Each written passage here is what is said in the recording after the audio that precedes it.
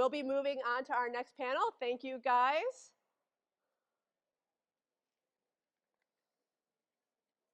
All right, this is our last panel before lunch. Please don't miss this one. We're going to be talking about local power, how cities and communities build cannabis. I'd love to introduce our moderator, Adrienne Robbins.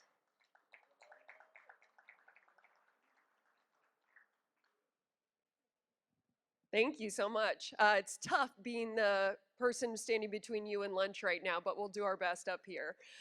This panel really came from a question from a reporter about 2 months ago. They called and they said, what the hell is going on in Wintersville? And it was right when the host community funds started to go out. And if you have looked into those numbers, you know that Wintersville has received quite a large number for a small community. And at that point, I ended up talking to the mayor, found out that he knows a lot more about our industry than most local officials, and that none of this happened by accident. So would love for him to join me on stage, Mayor Mike Petrella.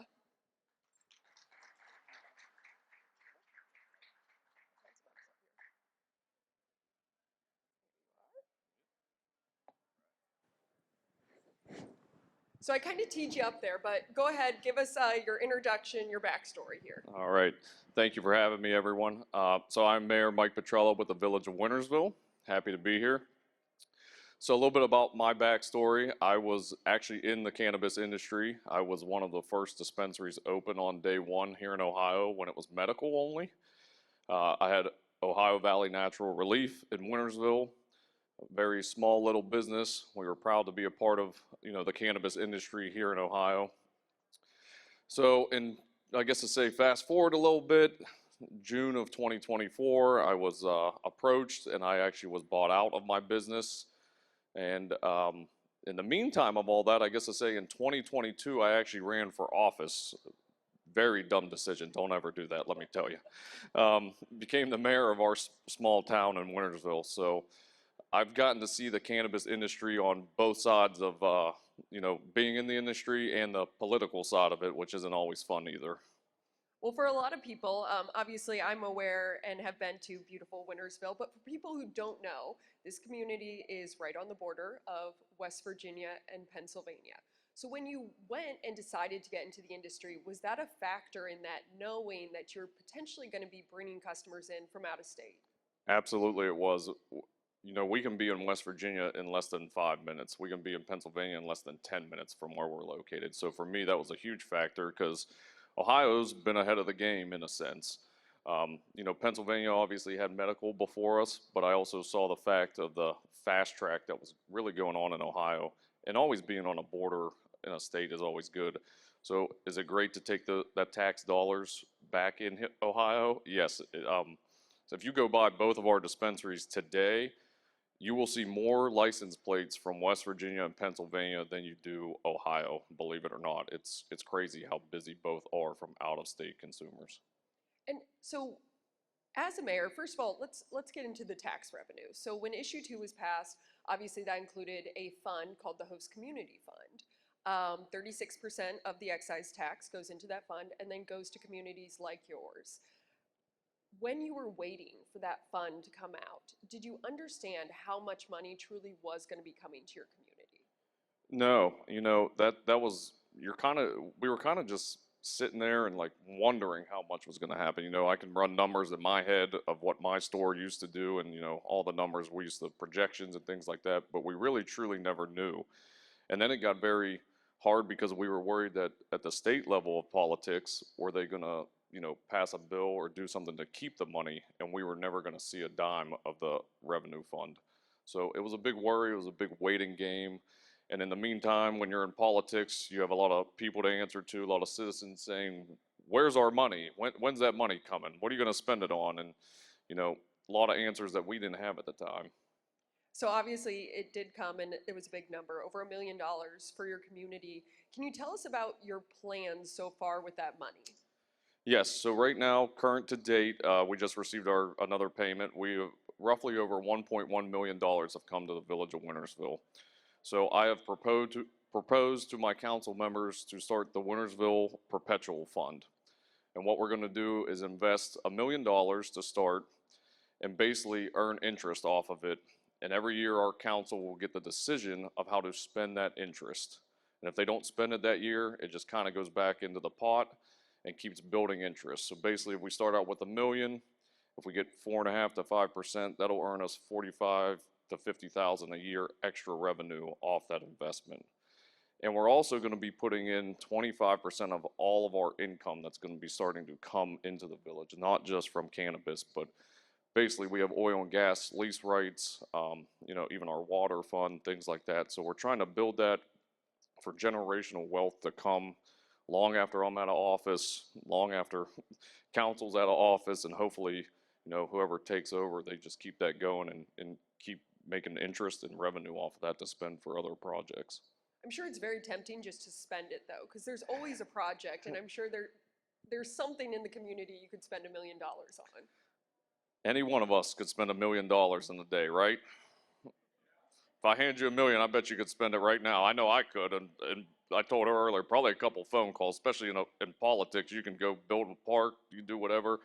It is very tempting, and you get yelled at by everybody about what are you going to do with it on a day-to-day basis, how are you going to spend it, and like I said, we're trying to go a smarter route to make sure that this once-in-a-lifetime money, as I say it is from cannabis, just doesn't go up in the air on fixing, we might fix 10 roads, but once we do this investment, it'll set us up to be able to fix maybe a new road a year or 2 roads a year, rather than fixing 10 roads right now, and in 20 years, they're all dilapidated and destroyed. So yeah, anybody can spend $1 million pretty quickly these days. So obviously, you did receive the over $1 million, but those checks continue to come with the host community fund. However, I'm wondering how you feel about how you plan with that money, because it could go down at a certain point. We don't know what our neighbors in Pennsylvania and West Virginia will be doing. And so when you look to the future, how do you really plan for that funding? It's a little difficult. So on average, we're getting 67,000 a month at the moment. But again, sales fluctuate, as we all know, and you don't know what our border states are going to do. So that'll definitely take a big hit to Ohio's market on the eastern Ohio in the village of Wintersville. So we're trying to prepare, in our heads, what's going to happen when it goes lower, make sure we keep investing it. The extra revenue, I believe our council members are trying to come up with a plan of that as well, what to do with the not so 25% that we aren't going to use, probably maybe build a new park. So yeah, it's tough with projections, and then we're also waiting on the state to give us a breakdown of actually seeing the funds. We just get an ACH every month, so we don't really know the entire breakdown of where that money came from, so to speak. Just a check a month. Yeah, at the moment, yep, that's about it. I'm sure, again, as a politician, I know you say that you're not a politician. Again, very tempting to make the Mayor Petrella Park before, but I think it's amazing that you guys are investing this funding like you are. When you look to the future, how do you see this playing out in your community, but statewide, really, the cannabis industry? Cannabis industry, it's always changing. I said that when I was in it. It's changing constantly. I've been in other industries as an entrepreneur and other businesses. Cannabis changes all the time, which I use and still find it fascinating that it does. It's exciting. It's tough to plan for because again, it does change. But at the moment, you embrace it, and it's been great for our small town. You could give us $1,000 donation to our small town, and that makes a huge difference. So with cannabis there, it's creating jobs. It's brought other businesses to our small town. Like I was telling you earlier, we have had about 40 small businesses open since 2022, which is insane. It's remarkable because we are a very small town. So embrace the cannabis. It's been very positive overall for everyone in the industry. Even across the state of Ohio, you see it as an uptick, and the stigma from it has definitely gone, in my opinion, it's gone away, especially in our local area. I would love to hear more about the stigma, because obviously now you kind of look like a genius, right? You're like, it all worked out for our town. I knew it would. But I'm sure it was difficult starting out when you start that business and have cannabis in your community. A lot of small towns across Ohio decided to pass moratoriums. Yes, our bordering city, which is our big city in Jefferson County where we're from, they have a moratorium in place, and that's why a lot of people didn't even try there. So yeah, the stigma at first, everyone, it was more so we needed to educate people. What is cannabis? What is medical cannabis? What is this industry that's coming here to Ohio? What's coming to Wintersville? And we've done that, and we've done a very good job at it, in my opinion. And I think the stigma, definitely in our area and even across the state, you see it as just like any other industry, which is great. That's what it should be. It should just be like any other industry. You shouldn't have this stigma, oh, that's bad, that's this, da da da da da. Everybody has their opinion on something, but I always say there's 5%. You're never going to change their mind on anything in the world. They just complain to complain. That sounds about right. I think Yeah. that's a good life motto right there. Again, we talk about our neighbors, and that's one of the reasons that Wintersville has been such a success is because of those people coming in from Pennsylvania and West Virginia. Personally, we nonstop talked about Michigan and sending tax dollars up to Michigan, so the fact that we're stealing tax dollars from other states makes me incredibly happy. But it's been noticed by politicians and local officials in Pennsylvania and West Virginia. How does it feel that you guys are now almost a case study for other states? We are. There was an actual politician in West Virginia who wrote about us. I got a screenshot of him showing the fact that he's telling other politicians West Virginia needs adult use in their state, and it was based off the numbers that we got in Wintersville. Like I said, we were a very small town. We're actually a town of roughly 3,500 people. So when you have other states and delegates and congressmen, they're looking at our numbers and they're saying, what are we doing? It's a big deal because they see how much revenue's in that. Personally, yes, is it great that we're still stealing the tax money back here in Ohio? Yes, I absolutely love that as well, especially all the talk of, that state up north. I know I broke the golden rule, and I think I said it. We only have a few minutes left, and obviously we could talk about the tax revenue and the money and how great that is all day, but there's other benefits that you kind of touched on there, employment and having these businesses. One of the big misnomers that was out there was that these businesses could bring crime, and that was a concern. Can you talk about how that conversation played out and the reality of what it is now? Yeah, when I owned my dispensary, everyone thought, oh man, somebody's gonna rob you. You're in an all cash business. It's gonna be bad. That didn't happen. And from a political standpoint, I'm very close with my police department. And the worst thing that's ever happened is just like any other business, doesn't matter if it's a hot dog shop. Yes, our alarm goes off sometimes without, anybody have house alarms in here? I'm sure your alarm's probably gone off without you meaning it to go off. So the crime idea around it is it's not even there. There is no crime. They're actually safer than our local banks. Our local banks have had more crime issues than our dispensaries. We've had some people get, maybe a ticket in the parking lot, but that's about it. And they've actually been useful to our local police and our sheriff's department, actually because of our cameras being so high tech and great. They've come to us to use our cameras to solve crime. We're on my former dispensary is on a state highway.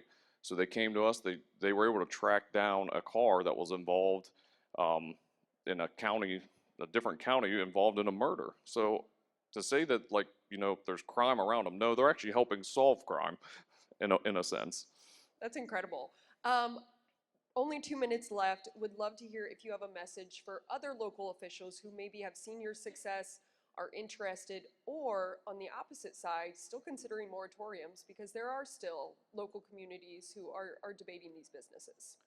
Yeah, I think I would love to have a debate with them, to be honest, because I just want to know why would you put a moratorium in place? In my opinion, I am old school with things, but that's an old school mentality that just isn't true anymore.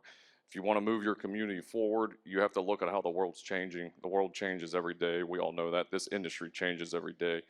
So you have to move forward, and you have to get the right people in place sometimes. Everyone has, their ways of thinking, and they don't want to do anything new. They don't want to see changes. Everybody hates change. You just embrace change. Change is a good thing for every single one of us because life changes constantly. So, yeah, I would love to debate some of those people on the moratoriums. Definitely other places that have dispensaries, embrace them. They're just like any other business, except they're great. Everybody's happy. They bring other businesses. They employ your citizens. It's been a huge benefit for our small town. Obviously, a lot of people in this room do work with their local officials. Any advice for them as they're approaching these local officials who, like you were saying, run under a tight budget? We were saying being mayor is a very thankless job, and certainly you're not in it for the money. Definitely not. Talk to them on a normal level. Talk to them one-on-one. Tell them to call me. They can call, there's senators, there's other politicians. Call myself. There's other people they can talk to if they have questions about what's going to happen if a dispensary opens up in their town or what issues their town might be facing compared to our own. So they could gladly call me and, again, embrace those people. Sit down and just have a cup of coffee with them and discuss what's going on. I think that's great advice. Thank you so much for your time here. Absolutely. Thank you for having me. I appreciate it very much. Awesome. Be sure to come say hi to the mayor afterwards. We'll get everyone to lunch on time. Wow, what a fantastic way to end before lunch. I loved everything you guys were talking about. And another plug for OHCANN. As I said, your trade association, you are so lucky to have a great one here. Please take advantage of that, and please take advantage of working with your local officials because they can help you move that ball forward. Bring them into the process. Don't keep them in the dark. I think it's really important. So thank you to both of you for such a wonderful discussion. All right, everybody. It's been a great morning, hasn't it? Yes? All right. So we have lunch in the networking room. We will be back here at 1 o'clock today. See you soon.